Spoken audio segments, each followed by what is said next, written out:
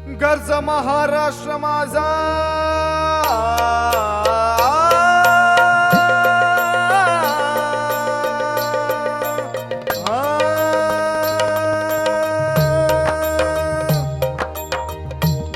गर्ज महाराष्ट्र माझा, बोला गर्वान अभिमानान, निदड्या छातीन मराठ्यांचं कुळशील अनगाव, दख्खनी भगव्या झेंड्याचं नाव, शिवगाथा गाऊ गौरव भाव हाजी जी, शिवगाथा गाऊ गौरव भाव हाजी जी, शिवगाथा गाऊ गौरव भाव हाजी जी जी जी जी. नमस्कार सृजनो. अपराधयन या उपक्रमाअंतर्गत आपण वेगवेगळ्या लोककला, लोकसंस्कृती आणि त्या लोककलांचा साहित्यामध्ये झालेला वापर किंवा त्यातून निर्माण झालेलं साहित्य याबद्दल गेले काही दिवस बोलत आहोत. बऱ्याच वेळेला असं घडतं की आपल्याला भटकंतीचा छंद जडतो आणि त्याच्यातून आपल्याला इतिहासाची ओढ अधिक प्रकर्षाने खुणवते असं आपल्याच लक्षात येते. आणि ही ओढ ज्या वेळेला आपल्या छंदामधून आपल्या आवडीकडे आणि त्याही अधिक म्हणजेच आपल्या कर्तव्याकडे झुकते, त्यावेळेला आपण त्या इतिहासाचा धांडोळा घेतो. आणि हा इतिहासाचा शोध घेत असतानाच आपल्याला गड किल्ले हे नेहमी खुणावत राहतात. पण गड किल्ले खुणावतात म्हणजे नेमकं काय होतं? ते आपल्याला बोलवतात का? ते आपल्याशी गप्पा मारतात का? ते आपल्याशी हितकूच करतात का? या सगळ्यांचा आपल्याला संवादाच्या रूपानं एक अभ्यास म्हणून जाणून घ्यायचा आहे. आणि त्यासाठी आजचे वक्ते आपल्याला लाभलेले आहेत माननीय धीरजजी वाटेकर. नमस्कार. धीरजजी वाटेकर यांचा सुद्धा असाच एक आगळा वेगळा छंद. ते पेशाने पत्रकार आहेत, पण तरी त्यांना भटकंतीचा एवढा छंद आहे की त्यांनी अनेक जंगलं पालथी घातलेली आहेत. महाराष्ट्र आणि महाराष्ट्राच्या बाहेर सुद्धा त्यांनी बरीच भटकंती केली, अनेक गड किल्ले फिरले आणि त्यांना नवीन नवीन स्थळं नेहमी खुणावत असतात. धीरजजी, नेमकं काय असतं हे तुमचं बोलवणं? म्हणजे तुम्हाला ती जंगलं बोलवतात, ते ठिकाणं बोलवतात की तुम्ही त्यांच्याकडे ओढले जाता? काय असते नेमकी भटकंती आणि ती कशी सुरू होते? त्यामध्ये ही देहबोली हा जो काही विषय आहे,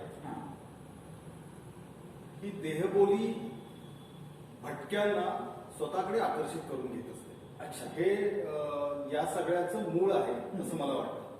आणि मग उत्कंठा जागृत होणं, शाळेमध्ये इतिहासाचा अभ्यास करत असताना, शाळेमध्ये भूगोलाचा अभ्यास करत असताना त्यावेळेचे शिक्षक आपल्याला जेव्हा एखादं प्रकरण शिकवत असतात, म्हणजे अफजल खानाचा तो प्रतापगडावरती घडलेला जो इतिहास आहे तो शिकवत असतात, तेव्हा आपल्या डोळ्यासमोर, म्हणजे कदाचित असं असतं की आपण प्रतापगड पाहिलेला नसतो, परंतु आपल्या डोळ्यासमोर एक चित्र उभं राहतं आणि ती त्या किल्ल्याची बोली असते, ती त्या किल्ल्याची देहबोली असते.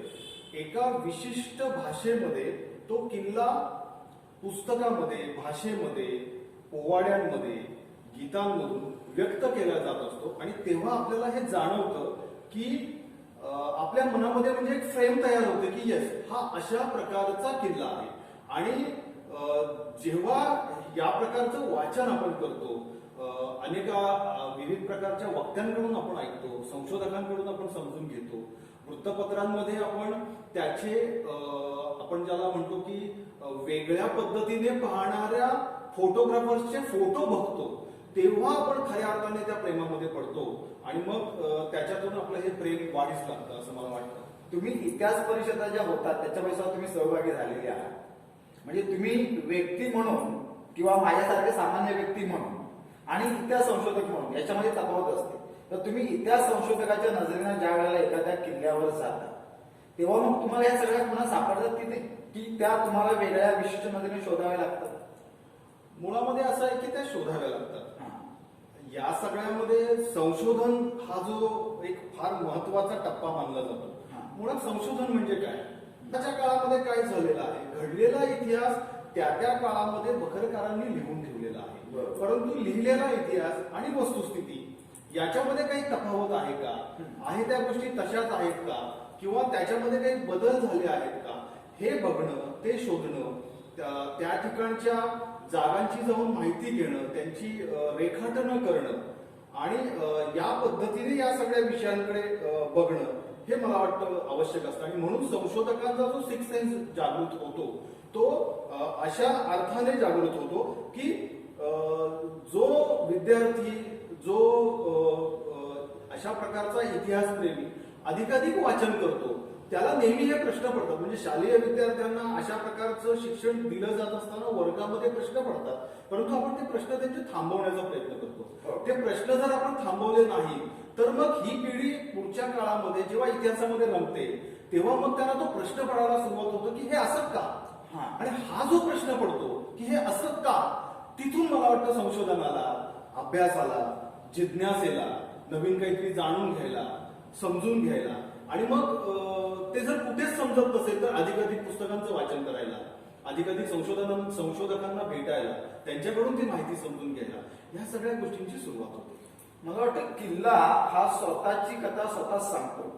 याचं कारण असं, आपण जर रायगडावर गेलो तर आपण इतिहास वाचलेला असतो किंवा बकरीमध्ये उल्लेख आढळलेले असतात की तिथे एखादा माणूस त्यावेळेचे सरदार किंवा मावळे हे घोड्यावर बसूनच बाजारहाट करायचे, आणि सिंहासनाचा जो मंडप होता तो खूप भव्य होता, किंवा रायगडावर स्वच्छतागृहांची व्यवस्था सुद्धा केलेली आपल्याला आढळते. किंवा जर आपण पुण्याला कोंढाण्यावर किल्ल्यावर गेलो तर तिथे सुद्धा तानाजी चढून गेला असा जो उल्लेख आढळतो.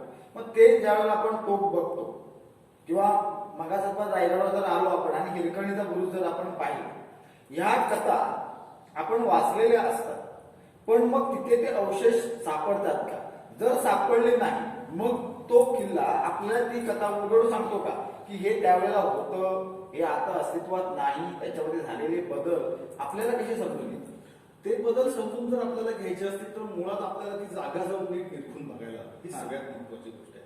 आणि जागा निरखून घेण्यापूर्वी म्हणजे नेहमी भटकंती करणाऱ्या लोकांचं हे वैशिष्ट्य राहिलेलं आहे की ती लोक ज्या ज्या ठिकाणी भेटी देतात त्या त्या ठिकाणचा ते अगोदर अभ्यास करतात, त्या त्या ठिकाणच्या ते अगोदर नोंदी तयार करतात, त्या ठिकाणी काय काय बघायला मिळणार आहे, किंवा एखादा तुम्ही आता हिरकणीच्या बुरुजाचा उल्लेख केला, टकमक टोकासारखं उदाहरण आहे, तर या ज्या काही गोष्टी आहेत यांच्याबद्दलची ठोकताळे माहिती काय दिलेली आहे याचं वाचन अगोदर केलं जातं. आणि अलीकडच्या काळामध्ये जेव्हा जसजसा सोशल मीडिया मोठ्या प्रमाणावरती आपल्या सगळ्यांच्या हाती लागलेला आहे तर पूर्वीच्या काळी कसं होतं, त्या त्या ठिकाणी भटकणारी लोक खूप होती, परंतु आता हा सगळा डेटा हा आपल्याला एका क्लिकवरती अवेलेबल झालेला आहे.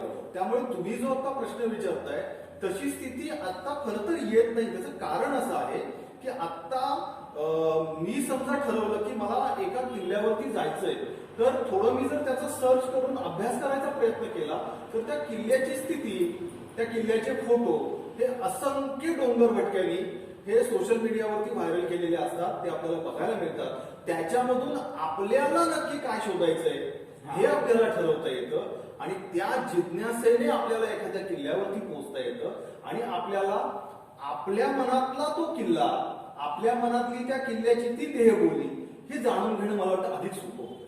आपण एखाद्या किल्ल्यावर चढायचं म्हटलं, कारण आता तर बऱ्याच किल्ल्यावर रस्तेच झालेले आहेत, पण तरीही भटकंती करणारा माणूस, जसं तुम्ही म्हणाला की डोंगर भटका जो असतो तो चढून जाण्याच्या बेतामध्ये असतो, आणि अनेक वाटा असतात किल्ल्याच्या, आणि त्या अनेक वाटांपैकी एक वाट निवडायची आहे, तर मनामध्ये असा कधी विचार येतो का ही वाट निवडायची की ही वाट निवडायची? या वाटेत आपल्याला अधिक उल्हास भेटेल की अधिक धोका भेटेल, किंवा शंका मनामध्ये कुठेतरी तयार होते या वाटेने नको जायला, ही दुसरी वाट निवडूया म्हणून.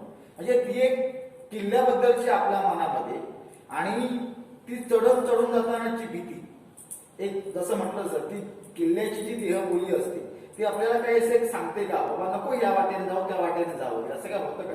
अगदी बरोबर आहे. मुळात देहबोली हा जो मुळातच किल्ल्याचा हा विषय जो आहे, तर देहबोली म्हणजे काय, तर कसं असतं, एखादा अभिनेता असतो तो कशातून बोलतो, एकतर तो त्याच्या तोंडाने अभिनय करतो बरोबर. आणि दुसरं त्याचं जे शरीर, त्याची जी पूर्ण शरीरावरती त्याचे असलेले ड्रेस कोड्स हो. असतात आणि त्याचे हावभाव बरोबर. याच्यातून तो बोलतो. तसा किल्ला आपल्याशी बोलतो म्हणजे काय हा. होतं, तर जेव्हा आपण एखाद्या किल्ल्याच्या दिशेला कूच करतो हा.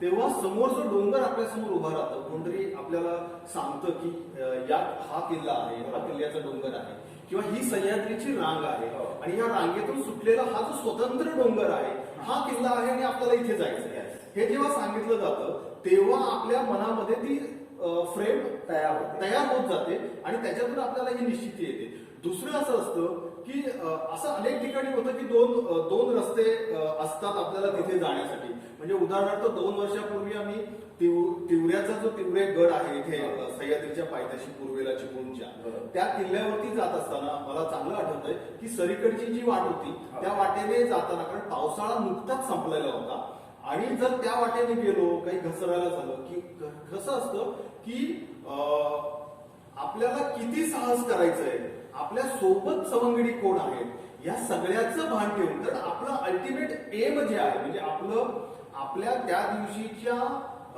एकूण कार्यव्याप्तीचं उद्दिष्ट काय आहे, तर आपल्याला त्या किल्ल्यावरती पोहोचायचंय. मग किल्ल्यावरती जर पोहोचायचं असेल तर आपल्या बरोबर असलेल्या सगळ्या सवंगड्यांची काळजी घेऊन आपल्याला आपलं उद्दिष्ट गाठता आलं पाहिजे आणि मग त्या अनुषंगाने ती वाट ठरवावी लागते. असा जर आपण विचार केला तर अनेकदा असे प्रसंग मनामध्ये येतात आणि मग अशाच पद्धतीच्या वाटा निवडल्या जातात. परंतु महाराष्ट्रामध्ये, देशामध्ये असे भरपूर डोंगर भटके आहेत की जे सिलेक्टिव्हली 5, 7, 10 जणांच्या ग्रुपने जातात आणि ते नेहमी साहसच करतात आणि ते या साहसी वाटांनीच जातात. असे अनेक डोंगर भटके आहेत. या डोंगर भटक्यांच्या शौर्याला संबंध महाराष्ट्र कायम जेव्हा ह्या गोष्टी पाहिल्या जातात तेव्हा त्यांना सलामच करत असतो.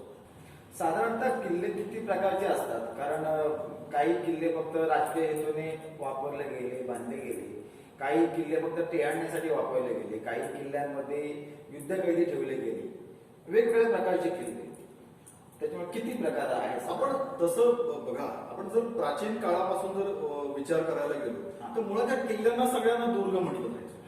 नंतरच्या काळामध्ये असं झालं की या किल्ल्यांचे विभागणी सुरू झाली. प्राचीन दस्तावेजांमध्ये जर आपण बघितलं तर किल्ल्यांचे 12 प्रकार वगैरे सांगितलेले.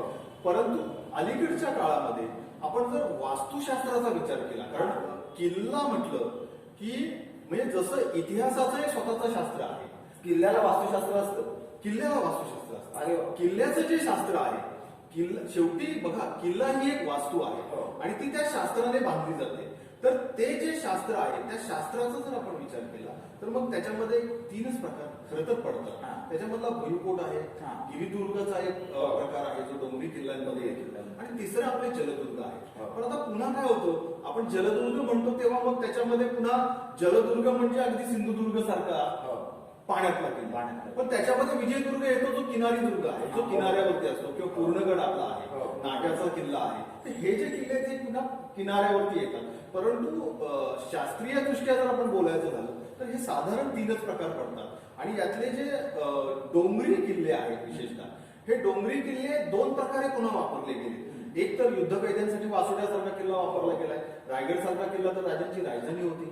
बरेचसे किल्ले असे आहेत जे टेहळणीसाठी खास करून वापरले गेले. म्हणजे खेडच्या जवळचे आता हे सुमारगड, महिपतगड, वसाळगड ही जी काही त्रिकूट आहे, हे धान्याचं कोठार असेल किंवा त्या ठिकाणी टेहळणीची जी कामं त्या काळामध्ये चालायची किंवा संदेश वहन यंत्रणा जी सह्याद्रीवरती राजांनी उभारली होती संपूर्ण या प्रदेशामध्ये सह्याद्रीच्या, तर त्याच्यासाठी सुद्धा या सगळ्या किल्ल्यांचा वापर त्या काळामध्ये झालेला आहे. दौलताबाद हा भुईकोट किल्ला आहे. मग म्हणजे भुईवर फक्त जमिनीवर पसरलेला किल्ला म्हणून आपल्या महाराष्ट्रामध्ये किंवा किल्ले असं कोकणातच आहेत. कोकणामध्ये असे कोणत्या प्रकारचे भुईकोट किल्ले आहेत? कोकणामध्ये भुईकोट, मी आता तुम्हाला नाट्याच्या यशवंतगडाचं उदाहरण दिलं, हा अगदी जमिनीलगत असलेला किल्ला. तर असे जमिनीलगत असलेले किल्ले आपल्या कोकणामध्ये आपल्याला बघायला मिळतात. तुम्हाला मी कोकणाच्या बाहेरचा सांगायचा तर नळदुर्ग सारखा एक सोलापूरमध्ये किल्ला आहे, तो सुद्धा अशाच प्रकारचा किल्ला आहे. परंतु कोकणामध्ये मुळात सह्याद्री आणि त्या सगळ्या वातावरणाचा जर विचार केला, म्हणजे सह्याद्रीतली भौगोलिक परिस्थितीचा विचार केला, तर अशा प्रकारचे किल्ले हे मुळात कोकणामध्ये कमी आहेत. कोकणातले बरेचसे किल्ले हे डोंगरी किल्ले आहेत. आणि जे तुम्हाला जमिनीवरती किल्ले दिसतात ते जवळपास किल्ले हे किनारी दुर्ग पद्धतीमध्ये आहेत, त्याच पद्धतीने ते बांधलेले आहेत. मग अलिबागचा जंजिरा आणि सिंधुदुर्गाचा जो किल्ला आहे याच्यामध्ये साधारणतः काय साम्य आहे किंवा काय तफावत आहे? अलिबागचा कुलाबा किल्ला हा राजांनी अगदी शेवटच्या म्हणजे 1675 नंतरच्या कालावधीमध्ये बांधलेला आहे. आणि सिंधुदुर्गचा किल्ला आहे हा 1664 मधला आहे. आणि जंजिरा जो आहे तो जंजिरा हा त्याच्या अगोदरपासून बांधलेला किल्ला आहे. म्हणजे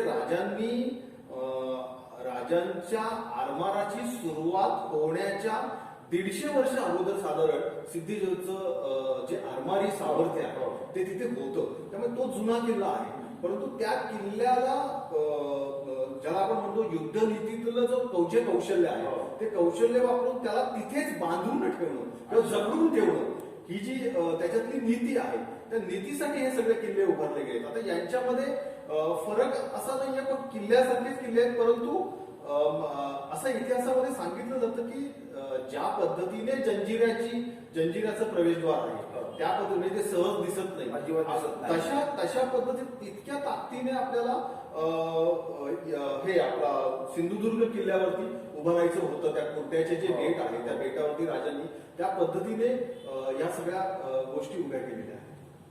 संशोधक म्हणून जेव्हा तुम्ही किल्ल्यावर प्रवेश करता आणि बऱ्याच वेळेला तुम्हाला अशा विशिष्ट जागी ठरलेल्या खाणाखुणा सापडतात. आता तुम्ही म्हणाल त्यामध्ये ते शोधावे लागतात, पण जुनी नाणी पडलेली असतील, जुन्या तोफा गाळल्या गेलेल्या असतील, काही वेळेला ते सापडतात. किंवा काही वेळेला असं इतिहासाचं एखादं घडलेलं युद्ध की ते एका क्षेत्रामध्ये किल्ल्यावर घडलेलं असतं. मग ती ठिकाणं तुम्ही कशी परिमाणित करतात? मी आमचे मुंबईचे एक ज्येष्ठ आर्किटेक्ट आहेत चंद्रशेखर बुरांडे सर, त्यांच्याशी अनेकदा बोललो. तर ते याच्यावरती विशेषतः ते रायगडावरती या सगळ्या वास्तूंवरती अभ्यास करतात. त्यांचं असं म्हणणं आहे की रायगडावरच्या अनेक एकूण ज्या वास्तू आहेत त्या काही वास्तू ह्या पूर्वीच्या काळामध्ये बांधल्या गेलेल्या वास्तू आहेत. त्यामुळे एखाद्या ठिकाणाचा, एखाद्या किल्ल्याचा इतिहास लिहित असताना त्या वास्तूचा जो खरा इतिहास आहे किंवा त्या वास्तूचा जे एकूण जो कालखंड आहे याची मांडणी होणं फार आवश्यक आहे. इतिहासाची मांडणी वेगळी आणि त्या वास्तूची मांडणी वेगळी. आणि म्हणून वास्तू म्हणून जेव्हा आपण ते पाहायला जातो तेव्हा मला वाटतं आपल्याला अनेक नवीन गोष्टी, या गोष्टींचा उलगडा आपल्याला. पण जसं आपण गुगल अर्थ वगैरे मॅपिंग साईट वगैरे वापरतो तशी किल्ल्यांसाठी वगैरे काय अशी वेगळी ऍप सिस्टीम किंवा सॅटेलाइटच्या आधाराने आपण त्याची काही मोजणी करणं किंवा ते ठिकाण प्रमाणित करणं वगैरे काय करता येतं का सध्याच्या लेटेस्ट टेक्नॉलॉजीमध्ये? कारण अनेक किल्ल्यांनी म्हणजे रायगडवरती तर इतकं काम झालेलं आहे. इतक्या संशोधकांनी, अभ्यासकांनी त्याच्यावरती पुस्तकं लिहिलेली आहेत आणि त्याचे सगळे नकाशे बनवलेले आहेत. जागेवरती जाऊन त्यांनी सगळी मोजणी केलेली आहे आणि ते प्रमाणितही केलेलं आहे. त्यामुळे प्रमाणित करता येत नाही असं अजिबात नाहीये. सॅटेलाइटचा त्याच्यामध्ये उपयोग हा नक्की होत असणार. कारण आजही आपल्याला आपण एरियल व्ह्यूज मधून जेव्हा काही गोष्टी बघायचा प्रयत्न करतो किंवा इव्हन गुगल वरून जाऊन सुद्धा आपण किल्ला बघायचा प्रयत्न करतो तेव्हा सुद्धा आपल्याला ते आकार आणि या सगळ्या गोष्टी दिसत असतात. परंतु त्याचा कोणी खूप म्हणजे काय म्हणतो त्याला आपण अतिशय चांगल्या पद्धतीने त्या गुगल अर्थचा उपयोग एखाद्या किल्ल्याच्या अशा प्रकारच्या डॉक्युमेंटेशनसाठी केलाय. कदाचित तसं झालं असेल की ते फक्त महाराष्ट्रात किंवा कोकणामध्ये जास्त किल्ले आहेत, देशामध्ये किंवा जगामध्ये इतर वेळ ठिकाणी तेवढं किल्ले नसल्यामुळे त्याचा जास्त गुगल अर्थचा किल्ल्यांच्या दृष्टीने विचार केला गेला. तिथे केला गेला असं उद्देश केलेला असू शकतो. हे तुमचं म्हणणं बरोबर आहे. एकटं जायला किल्ल्यावर भीती वाटते का? मी हा प्रश्न का विचारतोय? बरेच जण टोळी म्हणजे एकत्र करून जातात, टोळकस करून केलं जातात लोक. पण असं कधी होतं का? म्हणजे किल्ला म्हटलं की बरंच जंगल असतं, वाटा ह्या पायवाटा असतात आणि मग जात असताना साप, विंचू किंवा आणखी जंगली प्राणी वगैरे हे चावू शकतात, इजा होऊ शकते वगैरे, की तसं काय होत नाही, की तशी भीतीच नाही मनामध्ये वाटत? काय होतं? ते मुळात कसं आहे की डोंगर भटके ही जी काय भटक्यांची जी काय एक काय म्हणतो समूह आहे. तर त्यांच्या मनाला मुळात हा विषय शिवत नाही. मेंटॅलिटीच वेगळी असते. हा, त्यांना हा विषय शिवत नाही. हा. त्यामुळे आणि जो सातत्याने फिरणारा हो. जो सतत डोंगरांमध्ये जातो, जो सतत जंगलांमध्ये जातो, जो सतत किल्ल्यांमध्ये जातो, हो. असा जो फिरणारा माणूस आहे त्याच्या मनामध्ये मुळात हे असे विचारच येत नाही. हे मला एक चांगलं उदाहरण द्यायला आवडेल की हेमलकसा आणि गडचिरोलीचा सगळा जो जंगलाचा पट्टा आहे हो. त्या पट्ट्यामध्ये 2004 साली मला वाटतं 2004 का 3 साली आमचे मित्र आहेत माझ्या बरोबरचे ज्यांनी आम्ही चिपळूणचं पुस्तक आम्ही दोघांनी लिहिलं होतं, समीर कोवळे आमचे. तर समीरने एकलकोंड्याची मोहीम केली होती हा. आणि तो संपूर्ण त्या जंगलामध्ये तिकडे जाऊन अर्थात तिकडच्या लोकांना तो भेटला असेल, हा. तिकडच्या लोकांना जशी त्याला वाट दाखवण्यासाठी मदत लागली असेल तर त्यांची ती मदत त्यांनी घेतली पण असेल. परंतु इथून जाणं आणि मी ती एकलकोंड्याची मोहीम करेन असं म्हणणं हे जे धारिष्ट्य आहे ते धारिष्ट्य त्यांनी दाखवलं होतं. त्यामुळे असं काम करणारी माणसं आहेत आपल्या. रात्रीची देहबोली काय असते किल्ल्याची? रात्रीची देहबोली खर तर आत्ताच्या काळामध्ये आपण म्हणजे जे किल्ल्यांवरती जाणारे लोक आहेत म्हणजे हे खरं तर मी खऱ्या अर्थाने जे डोंगर भटके आहेत त्यांच्यासाठी बोलत नाहीये. परंतु एकूणच ज्यांना किल्ला आवडतो, ज्यांना किल्ला पाहायचा आहे, ज्यांना किल्ल्यावर एखादी रात्र अनुभवायची अशी जी माणसं आहेत त्यांच्यासाठी मी आवर्जून हे सांगेन की किल्ल्यावरती जेव्हा आपण रात्रीचा मुक्काम करायला जातो तेव्हा माहितगारांशिवाय जाणं हे निश्चित धोक्याचं असतं. त्यामुळे तुमच्या सोबत अशा वेळेला माहितगार असला पाहिजे. पूर्वीच्या काळची परिस्थिती मुळात अशी होती. पूर्वीच्या काळी किल्ल्यावरती असलेले किल्लेदार यांच्या पायावरती तो किल्ला असायचा अक्षरशः.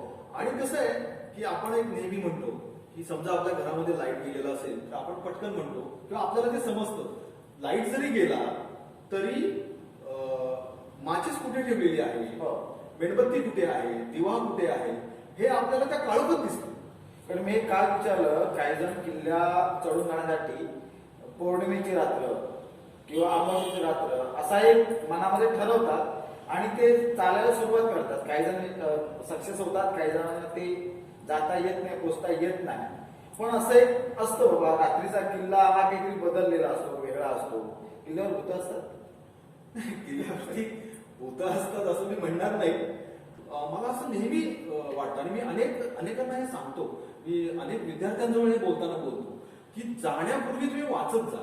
वाचल्यानंतर काय होतं, तुम्ही जेव्हा चालायला सुरुवात करताना ते वाचलेलं सगळं अंगावर येतं आणि मग जो आपला आजचा विषय आहे किल्ल्यांची देहबोली, ती देहबोली अशी आपल्या समोर येऊन उभी राहते. आपल्याला त्याचं सगळं आठवायला लागतं आणि मग त्याच्यातून ज्या संवेदना जाग्या होतात, त्याच्यातून जी ऊर्जा येते, म्हणजे जशी पोवाडा ऐकताना आपल्याला जी ऊर्जा मिळते ती ऊर्जा आपल्याला त्यावेळेला मिळते. पण ही जी ऊर्जा येते किंवा ज्या संवेदना येतात ना, तर त्या कधी अस्वस्थ करतात का, म्हणजे चळविचळ करतात का मनामध्ये? कारण मी असं का विचारतोय, गोनी दांडेकर असतील किंवा बापूजी होते, सुधीर फडके, तर त्यांना असं वाटायचं कधीतरी आपल्याला रायगड बोलवतोय तर ते मग उठूनच, म्हणजे रात्र जरी असेल तर ते पहाटे उठून चालायला सुरुवात करायचे आणि पोचायचे तिकडे किल्ल्यावर जाऊन सकाळी, किंवा संध्याकाळी मनामध्ये विचार आला तर रात्रीच निघायची वगैरे. अशी कधी अनुभूती तुम्हाला सुद्धा येते का? मला आठवतंय 2003-04 साल होतं आणि रसाळगडावरती शासनाकडून निधी आला होता. रसाळगडावरती काही अवशेष सापडले होते, काही तोफगोळे सापडले होते. अशी वृत्त पेपरला आल्यानंतर मी आणि माझ्या मित्रांनी ठरवलं की तिथे काही गुहा आहेत आणि मग जर आता ते कसं झालं होतं त्यावेळेला बातमी अशी होती की वस्तू तिथे सापडतात किंवा सापडल्या. म्हटलं अशा काही वस्तू आहेत का नक्की, हे बघण्यासाठी म्हणून आम्ही तातडीने मुद्दाम रसाळगडला गेलो होतो आणि रसाळगडला जाऊन आम्ही तिथे मला आठवतंय तिथले जाधव नावाचे गृहस्थ होते, आम्ही त्यांना मदतीला घेतलं होतं आणि किल्ला चढायला सुरुवात केल्यानंतर पश्चिमेला जो एक कड्यासारखा भाग आपल्याला लागतो त्या कड्यासारख्या भागावरती त्या ठिकाणी त्यांनी आम्हाला सांगितलं होतं की 8 गुहा आहेत तिथे एकूण आणि या 8 ज्या गुहा आहेत या 8 गुहा आपण बघायच्या, या 8 गुहांपर्यंत आपण पोहोचायचं असं आम्ही त्या दिवशी ठरवलं होतं आणि 4 गुहांपर्यंत आम्ही अगदी पोहोचलो. ऐतिहासिकदृष्ट्या महत्वाचा असलेला किल्ला आणि पर्यटनाच्या दृष्टीने महत्वाचा असलेला किल्ला याच्यामध्ये कदाचित भेद असू शकेल. म्हणजे त्यावेळेला जो किल्ला महत्वाचा होता तो आता कदाचित आपल्या बघण्याच्या दृष्टीने किंवा फिरण्याच्या दृष्टीने महत्वाचा राहिलेला नाही. उदाहरण द्यायचं झालं तर शनिवारवाडा होता पुण्याचा, आपण आता काय जाऊन आपण पाहू शकत नाही. त्यावेळेचं ते एक मोठं सत्ता केंद्र होतं. रायगड आहे, किल्ला आहे म्हणून तो डोंगर म्हणून तरी उभा आहे, वरचा महाल तर नाही. तर अशा काय आहेत का तुमच्या आठवणी की त्या दृष्टीचं महत्व वेगळं आणि आता पर्यटनाच्या दृष्टीने महत्व वेगळं? कारण आज मला पर्यटन या क्षेत्रामध्ये तुम्ही खूप काम करते म्हणून विचारतो. खरं मनापासून सांगायचं तर किल्ला हा जो शब्द आहे हा याला पर्यटन हा शब्द जोडावा. हा हे मुळात एक डोंगर भटका म्हणून पटत वा. हे अगदी प्रामाणिक खूप चांगले आणि प्रामाणिक विचार आहे. याचं कारण सांगतो. म्हणजे मी नाव घेत नाही आता, हा पण किल्ल्यांवरती जर आम्ही पेवर ब्लॉक बसवणार असू हा तर मग किल्ल्यावर जाणं आणि एखाद्या बागेमध्ये जाऊन फिरणं याच्यामध्ये फरक आहे. बरोबर. किल्ला हा किल्ल्याच्याच फील देणारा असला पाहिजे. अच्छा. आणि बाग ही बाग असली पाहिजे. तर हा जो मूलभूत भेद आहे तो भेद आपण मला वाटतं समजून घ्यायला हवा. किल्ल्यावरती जाण्याचं कसं आहे ना की किल्ला म्हणून आपल्या डोक्यामध्ये एक फ्रेम असते. बरोबर. किल्ला म्हणून आपल्या डोक्यामध्ये मावळे असतात. किल्ला म्हणून त्या मावळ्यांचं, राजांचं पराक्रम असो, पराक्रम असो, शौर्य असतं. असतं, युद्ध, हे सगळं आपल्या मनामध्ये असतं. आणि मग आपण जर असं सहज चालत गेलो किंवा जर सहजतेनं पोहोचलो तर त्याच्यातलं गम्यच आपल्याला समजत नाही. त्याच्यामध्ये असलेलं जे शौर्य आहे, त्याच्यामध्ये असलेलं धाडस आहे, त्याच्यामध्ये असलेलं बलिदान आहे, हे काहीच आपल्याला समजत नाही. आणि मग अशा पद्धतीने जर किल्ल्यावरती जाणार असो तर मला वाटतं ते पर्यटनाच्या दृष्टीने फारसं काही ठीक आहे असं नाही. मी तुम्हाला उदाहरण देऊन सांगतो. नळदुर्गचा जो किल्ला आहे सोलापूरचा, मी नळदुर्गचा किल्ला बघायला गेलो होतो. नळदुर्गचा किल्ला तुम्ही जुलै वगैरे या महिन्यामध्ये जर गेला तर त्या ठिकाणी तिथे नर आणि मादीचा धबधबा कोसळतो त्या तलावामध्ये. तो खूप प्रसिद्ध धबधबा आहे. दरवर्षी कोसळायला लागला की सोशल मीडियावरती त्याचे फोटो आणि त्याच्या पलीकडे जाऊन तिथं उपल्या नावाचा एक बुरुज आहे. साधारण 150 फूट वगैरे मला वाटतं तो उंचीचा बुरुज आहे. आणि कसं आहे ना की तिथे 2 तोफा आहेत आणि त्या म्हणजे किल्ला बुरुजाचा वरचा आकार गोलाकार आहे. त्या बुरुजावरती त्या खूप उंचीवरती जो बुरुज आहे तिथून तो साधारण 100-125 एकरचा तो नळदुर्ग आहे. माझ्या माहितीप्रमाणे 3 किलोमीटर वगैरे त्याची ती तटबंदी आहे किल्ल्याची. तर तो सगळा परिसर आपल्याला त्या ठिकाणून बघायला मिळतो.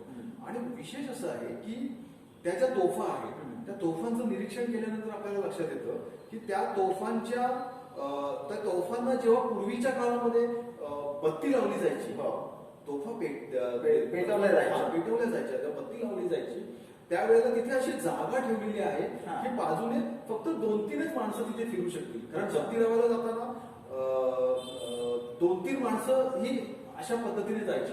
आणि एकदा तोफेला तुम्ही हे वाद लावली, फायर केली की तिथे थांबायचं नसतं. कारण कांठाळ्या होणारा जो आवाज आहे त्याने आपले कान फाटू शकतात, प्रसंगी माणूस मरू पण शकतो.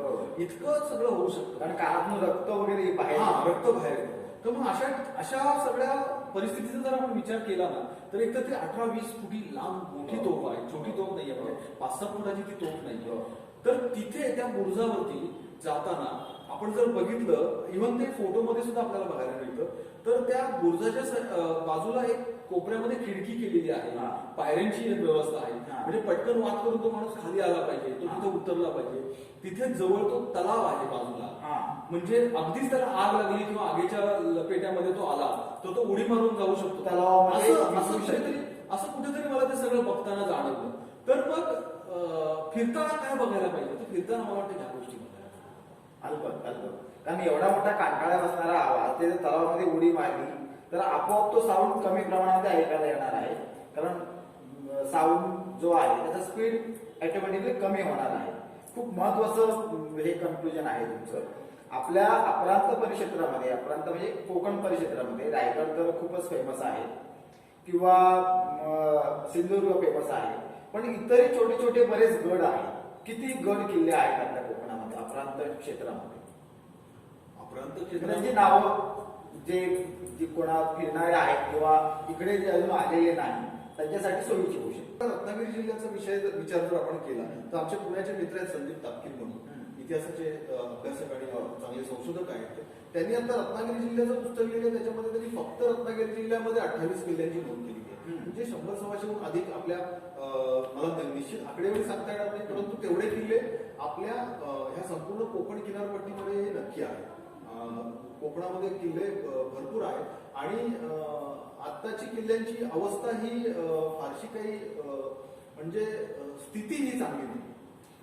इतिहास संशोधन केंद्राच्या दृष्टीने बघितलं तर किल्ल्यांची अवस्था काय, आणि तुम्ही अनेक गड किल्ले पालटी घातलेले आहेत, तुमच्या दृष्टीने सध्याची अवस्था काय, आणि याच्यामध्ये काहीतरी भेद असू शकेल.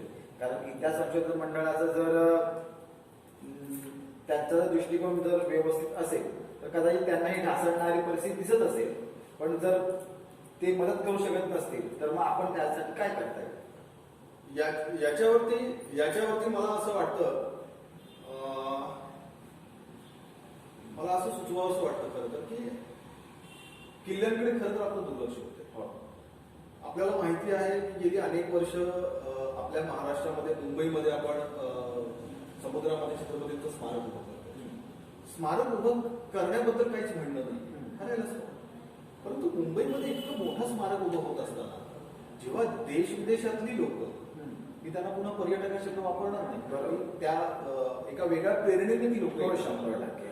कारण राजे फक्त महाराष्ट्रामध्ये मर्यादित नाही, ते जगभर पसरलेले आहेत. तर मग ही लोक जेव्हा ते मुंबईचं स्मारक आपण बघायला येते आणि जेव्हा त्यांना ते स्फुरण चढेल, जेव्हा तिथे ते म्युझियम्स बघतील, जेव्हा तिथे ते समजून घेतील आणि मग त्यांना वाटलं की महाराजांची खरी स्मारकं जी आहेत, खरे जे किल्ले आहेत ते जाऊन बघावेत, आणि जर ते बघायला निघाले तर त्यांनी कुठले किल्ले बघायचे हा मला फार मोठा प्रश्न पडतो. रायगडवरती खूप चांगलं काम झालेलं आहे, मला ते मान्य आहे. प्रतापगडवरती खूप चांगलं काम आहे.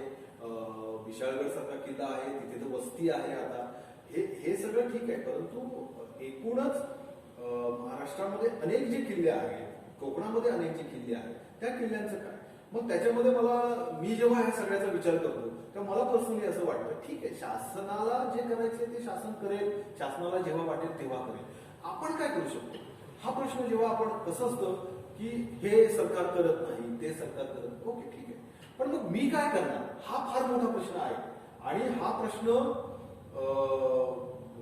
कृतीशील काम करणारे जे कार्यकर्ते आहेत त्यांना पडायला, आणि तो पडतो. गावामध्ये कृतीशील काम करणारे कार्यकर्ते आहेत. म्हणजे आपण 2-4 दिवसापूर्वीची जर वर्तमानपत्र चालली तर आपल्याला महिमतगड जो संगमेश्वर जवळचा देवरूखचा किल्ला आहे, तिथले निगुडवाडीचे ग्रामस्थ तिथला किल्ल्याच्या साफसफाईसाठी गेली अनेक वर्ष योगदान देतात हे आपल्याला दिसेल. आपण पाणकोटच्या हिम्मतगडचं उदाहरण घेतलं तर श्रीवर्धन मधल्या काही संस्था आहेत, तिथली काही कॉलेजेसचे विद्यार्थी आहेत, स्वयंसेवक आहेत, ते तिथे काम करतात हे आपल्याला दिसेल. आपण अगदी आपल्या चिपळूण मधला गोविंदगड किल्ल्याचं उदाहरण घेतलं तर राजे प्रतिष्ठान सारखा गोळकोटमध्ये राहणारा ग्रुप आहे, तो अतिशय चांगलं त्या ठिकाणी काम करतो. आपण रत्नदुर्गचं उदाहरण घ्या, आपण त्या भागातल्या किल्ल्यांचं उदाहरण घ्या, तिथे जिद्दी माउंटेनिअरिंग सारखी लोक आहेत, रत्नदुर्ग माउंटेनिअरिंग सारखी लोक आहेत. ही लोक त्या ठिकाणी किल्ल्यांच्या स्वच्छतेसाठी, जोपासण्यासाठी हे आपापलं योगदान देत आहेत. मुद्दा हा आहे की म्हणजे हे मला असं नेहमी वाटतं की अशा प्रकारे किल्ल्यांच्या स्वच्छतेकडे आणि देखभालीकडे लक्ष दे, त्या हद्दीमध्ये जे मावळे आहेत, जे आज प्रयत्न करतायत, जे खस्ता खातात, जे स्वतःच्या खिशातलं पेट्रोल त्या गाडीमध्ये भरून तिथपर्यंत कसे उन्हात आणत पोहोचतात आणि ते काम करतात. काय गावांमध्ये तर मुंबईतली मंडळ आहेत, त्या मंडळाचे कार्यकर्ते येऊन ते काम करतात. हे सगळं दखलपात्र आहे आणि कौतुकास्पद आहे. या लोकांच्या पाठीवर स्थानिक स्वराज्य संस्था नावाची जी यंत्रणा आपल्या महाराष्ट्रामध्ये आणि देशामध्ये आहे, ही यंत्रणा कधीतरी कौतुकाची थाप मारणार आहे का? यांचं कौतुक आम्ही करणार आहोत का? ह्या सगळ्या कार्यकर्त्यांना एकत्र बोलवून, अरे बाबा आज 15 ऑगस्ट आहे, आज 26 जानेवारी आहे, तर तुम्ही म्हणजे कसं आहे ना, त्या गावातला किल्ला, त्या गावातलं स्मारक, त्या गावातली ऐतिहासिक वास्तू हा त्या गावचा वारसा आहे. आम्हाला वारसा बघा, स्वातंत्र्यानंतर बघा किंवा त्याच्या अगोदर गेल्या 100 वर्षामध्ये बघा, आम्हाला स्फुरण चढावं अशा किती वास्तू आम्ही निर्माण केल्या हा प्रश्न आहे. मग जर आम्हाला निर्माणच करता आले नसतील तर किमान असलेल्या वास्तू, त्याचं सुशोभीकरण, त्याच्यावरती फार कोट्यावधी रुपयांचा खर्च, हा विषय आपण बाजूला ठेवूया. परंतु आमच्यातले जे तरुण जे स्वतःच्या पदरचं आणि घरचं खाऊन त्याच्या स्वच्छतेसाठी धावतायत, त्यांच्या पाठीवर कौतुकाची थाप मारणं, त्यांना प्रोत्साहन देणं, त्यांना कधीतरी गावातल्या पारावर एकत्र भेटणं, बोलवणं, त्यांच्याशी संवाद साधणं, ह्या गोष्टी करून तरी आम्ही त्यांचं जे काय त्यांची जी ऊर्जा आहे ती वाढवण्यासाठी, त्यांची इच्छाशक्ती आहे, ऊर्जा आहे, ती वाढवण्याचं काम तरी आम्ही करणार आहोत पण का? मला वाटतं असला काही प्रकार आपल्याकडे घडत नाही. जर कधी त्या किल्ल्यावर एखादा ऍक्सिडेंट झाला आणि तो खोल दरीमध्ये गेला तर त्याला जर काढण्यासाठी त्या साहसवीरांनी जर मदत केली ना तर एक दिवस 2 दिवस फोटो फक्त येतो पेपरमध्ये आणि कोणतरी कौतुक करतं, झालं, संपलं. तुम्ही किल्ल्यावर जाताना कधी एकटे जाता, कधी समूहाने जाता, कधी तुमच्या बरोबर ज्युनियर मंडळी असतात, कधी तुम्ही सिनियर मंडळींबरोबर जाता, कधी काही इतिहासाचं अध्ययन करून जाता, कधी नवा इतिहास इथे शोधायला जाता. काय असतो हा नेमका अनुभव, म्हणजे ज्येष्ठ संशोधकांबरोबरचा किंवा कनिष्ठ संशोधकांबरोबर? मी सहज असं गप्पा मारत होतो. आपले कोकणचे ज्ञानकोश म्हणून जे ओळखले जातात इतिहास संशोधक आदरणीय अण्णासाहेब शिरगावकर, मी अण्णांबरोबर एकदा गप्पा मारत बसलो होतो आणि त्यांना मी हा संशोधनाचा सिक्स सेन्स विचारला की कसं काय हे सगळं होतं. अण्णांकडे त्यावेळेला गोनीदा म्हणजे गोनी दांडेकर हे अनेकदा यायचे आणि त्यांचं सख्य होतं चांगलं. हा तो काळ आहे जेव्हा अण्णा अशा प्रकारे पुराण वस्तूंच्या संशोधनासाठी किंवा संकलनामध्ये संग्रहामध्ये एवढे पडलेले नव्हते. तर एकदा गोनीदा त्यांच्याकडे आलेले असताना ते त्यांना म्हणाले, गोनीदा अण्णांना, की अरे काय रे तू समोरच्या किल्ल्यावर गेलायस. समोरच्या किल्ल्यावर म्हणजे दाभोळच्या अगदी समोर असलेला अंजनवेलचा गोपाळगड. तर अण्णाही गेले होते, परंतु शेवटी एक इतिहास संशोधक लेखक आपल्याला म्हणतायत तर ती दृष्टी वेगळी असते. बरोबर. म्हणून अण्णा म्हणाले की नाही होय अण्णांनी केलं आणि जाऊया म्हणाले आपण.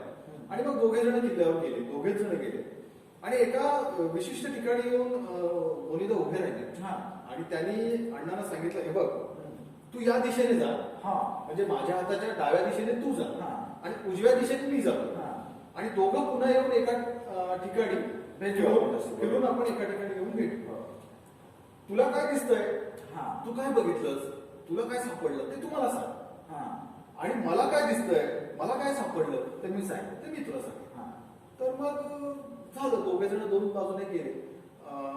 अण्णा मला सांगत होते की आपण वेगवेगळ्या पद्धतीने त्या किल्ल्याची फोटोग्राफी केली होती, ती त्यांच्या लिखाणासाठी असेल, त्यांच्या कामासाठी, डॉक्युमेंटेशनसाठी असेल, हे आवश्यक होती. तर त्यांनी खूप चांगले फोटो गळ्यातल्या कॅमेऱ्यातून टिपलेले होते.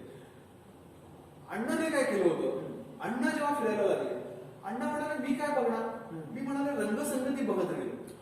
मग कुठे काही रंगीत तुकडा सापडतोय का, मग मला म्हणाले तोफेचे गोळे सापडले, मग भाल्याची टोकं सापडली, मग नाणी सापडली, अशा काही काही गोष्टी. आणि म्हणाले काही डबे सापडले पत्राचे, म्हणजे जे खरं तर पुराण वस्तू म्हणून त्याचं हे होत नाही, परंतु त्यावेळेला ती समज इतकी नव्हती. पण त्यांनी अशा पद्धतीने तोफेचे गोळे असतील, भाल्याची टोकं असतील, ह्या गोष्टी गोळा करून आणल्या होत्या. आणि आप्पा त्यांना म्हणाले की हे बघ तू आता हे बाकीचं सगळं गोळा करणं बंद कर, तुझ्या पुराण वस्तूंच्या मागे. आणि मग तिथून अण्णा पुराण वस्तू गोळा करायला लागले आणि मग पुराण वस्तू संग्राहक आणि संशोधक म्हणून आपल्याला त्यांची सगळी कारकीर्द माहिती आहे. परंतु साधारण 50-60 वर्षापूर्वीची त्यांच्या आयुष्यातली घडलेली गोनीदांसोबतची आठवण म्हणून मला ते अतिशय महत्वाचे वाटते. मगाशी सांगितलं ना सोलापूरच्या किल्ल्यावर बुरुज आहे, ते तोफ आहे वगैरे. हे बुरुज म्हणजे एक उंच सुळका असतो. आधीच किल्ला उंच असतो, त्याच्यामध्ये बुरुज आणखी उंच असतो. कसं फील येतं त्यावरती एवढ्या उंचीत उभं राहून, आकाश बघताना, जमीन बघताना, समपातळीत बघताना, आणि अनुभव कसे येतात, शिरशीर कशी येते शरीरात? शिरशिरी उंचीवर गेलो, कुठेही आपण उंचीवर गेलो आणि उंचीवर गेल्यानंतर आपण जेव्हा सभोवतालचा जो विस्तीर्ण परिसर बघतो तेव्हा आपल्या अंगात ती शिरशिरी ही येतेच. आता ती किती ताकदीची येते, ती प्रेरणा किती आंतरिक असते, किंवा त्या प्रेरणेमध्ये असलेला उमाळा किती असतो हे कशावरती ठरतं. तर एक तर आजूबाजूचा निसर्ग आपल्याला कशी साथ देतो, म्हणजे पावसाळा असेल, हिवाळा असेल, उन्हाळा असेल, तर एकाच ठिकाणी तुम्ही एकाच बुरुजावर उभे आहात उन्हाळ्यात उभे आहात, पावसाळ्यात उभे आहात, हिवाळ्यात उभे आहात, तर 3 वेळेला तुम्हाला वेगवेगळ्या अनुभूती येतात. पावसाळ्यात साधारणतः किल्ला किती टक्केवारीमध्ये बदलतो? पावसाळ्यामध्ये किल्ला मला जेवढं समजतं त्याप्रमाणे आंतरबाह्य किल्ला बनतो. त्याचं कारण असं आहे की त्या बुरुजांवरती सुद्धा लवाळी आणि शेवाळ, हिरवी हिरवी गवताची झोतं ही डोलत असतात. आणि एक प्रकारे आपण म्हणतो ना की किल्ले म्हणजे एक जिवंत वास्तू एकेकाळी आपल्या स्वराज्यासाठी लढलेली आहे. तो जो जिवंतपणाचा जो अनुभव आहे ना तो तुम्हाला पावसाळ्यामध्ये पाहायला मिळतो. आणि कारण सह्याद्री सगळा फुललेला असतो, हिरवीगार सृष्टी झालेली असते आणि जिकडे बघावं तिकडे तुम्हाला ते हिरवगार दिसत असतं. त्यामुळे तो फील तुम्हाला त्या ठिकाणी अनुभवायला मिळतो. आणि हे बुरजावरचं जे तुम्ही म्हणाल, तुमचा अभ्यास असेल, तुम्ही थोडंसं वाचलेलं असेल, तर तुम्हाला अशा ठिकाणी जेव्हा जातो आपण तेव्हा तुम्हाला ती शिरशिरी येते किंवा तुमच्या त्या भावना उचंबळून येतात. म्हणजे मी तुम्हाला उदाहरणार्थ सांगेन की आपला विशाळगडचा जो किल्ला आहे, म्हणजे विशाळगडवरून आपण पन्हाळ्याला जाताना पांढरेपणी नावाच्या गावातून जेव्हा आपण पावनखिंडीत जातो, आपल्याला पावनखिंडीचा इतिहास जर माहिती असेल तर तिथे गेल्यानंतर आपल्याला तो फील येतो. ते ती आक्रमकता म्हणा, त्या वेदना म्हणा किंवा ते शौर्य, ती अनुभूती आपल्याला त्या ठिकाणी येते.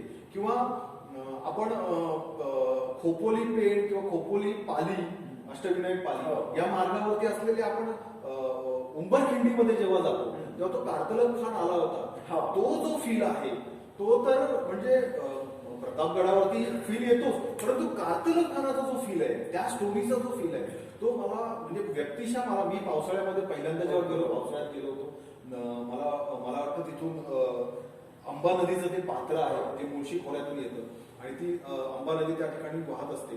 तिथे जेव्हा मी गेलो आणि तो जो संपूर्ण परिसर आणि ती व्हॅली मी पाहिली, चिंचोळी व्हॅली, ती कारतलब खानाची मी ज्या वेळेला त्या ठिकाणी पाहिली तेव्हा, कारण ती घटना अशी आहे की त्यावेळेला कारतलब खानाने शरणागती पत्करली. हो बरोबर. मला ते असं की असे राजे जिंकलेले आहेत आणि शत्रूला नामोहरम केलेलं आहे, ते गनिमी कामाने त्याला पकडलेलं आहे, सह्याद्रीचा उपयोग केलेला आहे आणि तो असं शरण आलेला आहे. ही जी भावना आहे, हा जो फील आहे, एक प्रकारे सिंहाला असं 2 दगडाच्या मधल्या पट्टीमध्ये अडकवायचं, त्या पद्धतीने राजाने त्याला पूर्ण पकडलेला आहे आणि तो अक्षरशः नामोहरम झाला आणि शरणागती पत्करले. हे जेव्हा असं शांतपणे त्या दऱ्यांमध्ये आपण बघतो ना, तेव्हा आपल्याला ते मग शिवरायांचे आठवावे, ते रूप आठवावा, तो प्रताप वगैरे ह्या ज्या काही गोष्टी आहेत ना, ह्या आपल्याला तिथे असं ते जाणवतं. पण हे जाणवण्यासाठी ते वाचायला पाहिजे, सगळं ते समजून घ्यायला पाहिजे.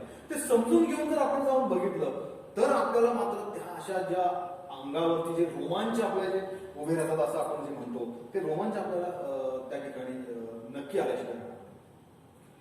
धीरजजी, आपला विषय आहे बोली, लोककला, साहित्य. तुम्ही पत्रकार आहात, स्तंभ लिहिता, ब्लॉग तर तुमचे ब्लॉग्स तर अनेक जण वाचतात, कविता तुम्ही छान करता. किल्ल्यांची देहबोली कशी व्यक्त करताय? त्यांनी एक साप्ताहिक सुरू केलं होतं 1890 ला. त्याचं नाव होतं कर्मणूक. या कर्मणूक साप्ताहिकामध्ये त्यांनी भ्रमर या नावाने कोणाची तरी एक कविता छापली होती. ती कविता होती आमचे किल्ले काय म्हणतात. आणि ही कविता स्वातंत्र्यपूर्व काळातली आहे.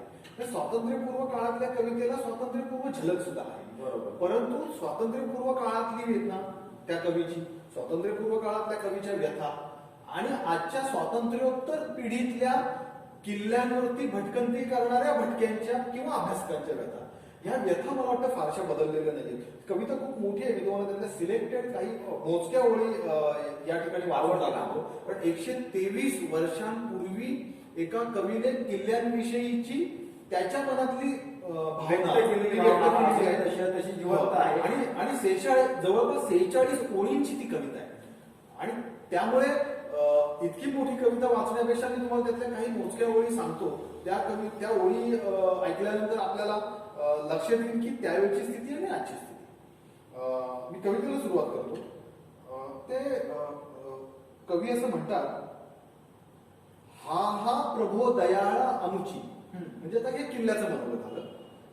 हा प्रभो दयाळा अमुची, ही काय दुर्दशा झाली, मय दुःख शोक याही हृदय भरे, मय दुःख शोक याही हृदय भरे, तुची आजी हो वाली, म्हणजे हे परमेश्वरा ही काय अवस्था झाली, तूच आता वाली. अमुचे रक्षण करण्या, अमुचे रक्षण करण्या तुझविण कोणासी सांग विनवावे. ह्या दुःख सागरातुनी ताराया, ह्या दुःख सागरातुनी ताराया शीघ्र आज धावा. रमणीय अश्वनादे तट अमुचे ते दणाणून जाती, ही त्यावेळची त्यांनी स्थिती सांगितलेली आहे. रमणीय अश्वनादे तट अमुचे ते दणाणून जाती. खिंकाळणे नव्हे ते परी, खिंकाळणे नव्हे ते परी सौख्याचीच खूण आहाती. आम्ही स्वामी निष्ठा धरुनी, आम्ही म्हणजे किल्ले स्वतःच सांगतात, आम्ही स्वामी निष्ठा धरुनी खपलो करुणी कष्टाते, खपलो करुणी कष्टाते स्वामीस सहाय्य केले, स्वामीस सहाय्य केले मर्दन करण्यासी यवन नष्टाते. परी सौख्य ऐसे गेले विलयासी हायते सगळे, परी सौख्य ऐसे गेले विलयासी हायते सगळे. फुटले नशीब आमुचे, फुटले नशीब आमुचे नीचानी कापिलेची खास गळे. छळती माराती आम्हा, छळती माराती आम्हा तोडोनी करनासिकादी अवयव. छळती माराती आम्हा तोडोनी करनासिकादी अपमान नव्हे, अपमान हा नव्हे का. ह्याचा घ्यावयाची सूड हे जनहो. अशा प्रकारची व्यथा किल्ले बोलून दाखवत आहेत. अशी भावना ही 123 वर्षांपूर्वी एका कवीने नोंदवलेली आहे. आणि सृजन हो, धीरजजी बोलले, तळमळीने बोलले. राजाने गड किल्ल्यांच्या मदतीने इतिहास घडवला आणि तो इतिहास आज आपल्याला खुणावतोय, बोलावतोय, सांगतोय काहीतरी. गड किल्ल्यांच्या व्यथा वेदना आपल्याला सांगण्याचा प्रयत्न करतोय. किल्ला स्वतः बोलतो का, तर जसं धीरजजी म्हणाले तसं किल्ला ही जर एक वास्तू असेल तर त्या वास्तूशी आपला संवाद होणं गरजेचं आहे. तर त्या वास्तूमध्ये घडलेला इतिहासही आपल्याला समजून घेता येईल, त्या वास्तूतले सुखाचे प्रसंगही आपल्याला समजून घेता येतील आणि आता त्याला होत असलेल्या दुःखाच्या वेदनाही आपल्याला समजून घेता येतील. किल्ला हा दिवसाचा अनुभवा, रात्रीचा अनुभवा, पावसाळ्यामध्ये अनुभवा किंवा टळटळीत उन्हामध्ये अनुभवा, तो तुम्हाला स्वतःबद्दल काहीतरी सांगेल. त्या किल्ल्याची प्रत्येक पाऊल वाट आपली वेगळी कहाणी तुम्हाला सांगेल. अनेक कहाण्या, अनेक भाष्य आताच धीरजजींनी केली, पण तुम्ही स्वतः हे एकदा अनुभवाल तेव्हा तुमच्या लक्षात येईल आणि तेव्हाच खरं तर ही किल्ल्याची जी देहबोली आहे ती आपल्या मनामध्ये रुजेल. पुन्हा भेटू एका नवीन विषयात. धन्यवाद.